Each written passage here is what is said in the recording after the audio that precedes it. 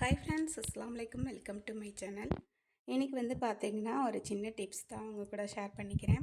நம்ம வந்து அடுப்பு க்ளீன் பண்ணும்போது அடுப்பில் இருக்க பர்னர்லாம் பார்த்திங்கன்னா நம்ம புளிலாம் வந்து குழம்புக்கு ஊற்றிட்டு மீதி வந்து நம்ம வேஸ்ட்டாக தூக்கி போடுவோம். அதை வந்து தூக்கி போடாமல் அதில் கொஞ்சம் தண்ணி சேர்த்துட்டு இந்த மாதிரி பர்னர்லாம் போட்டு நம்ம ஊற வச்சுட்டு ஒரு மணி நேரம் ஊற வச்சிட்டோன்னா நல்லா ஊறிடும். அதுக்கப்புறமா எடுத்து நம்ம ஸ்க்ரப்பர் வச்சு இது மாதிரி நம்ம க்ளீன் பண்ணலாம். சூப்பராக க்ளீன் ஆயிருங்க. நல்லா பளிச்சுன்னு இருக்கும் பார்க்குறதுக்கும். புளியவே வச்சு நல்லா தேய்ச்சி கழுவிட்டு அதுக்கப்புறம் சோப்பு வச்சு நம்ம சுத்தமாக தேய்ச்சி கழுவிட்டோன்னா சூப்பராக பளிச்சுன்னு ஆயிரும்.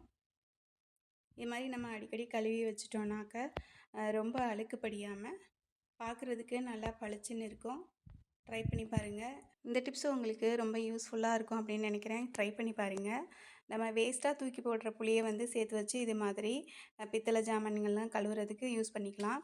தண்ணியில் கொஞ்சம் நேரம் புளி தண்ணியில் ஊற வச்சுட்டு அதுக்கப்புறமா கழுவி எடுத்துட்டோன்னா சூப்பராக பளிச்சுன்னு ஆயிரும். அடிக்கடி நம்ம இது மாதிரி க்ளீன் பண்ணிட்டோன்னா பார்க்குறதுக்கு பளிச்சுன்னு இருக்குங்க. ட்ரை பண்ணி பாருங்கள். அடுப்பெல்லாம் க்ளீன் பண்ணி செட் பண்ணியாச்சு.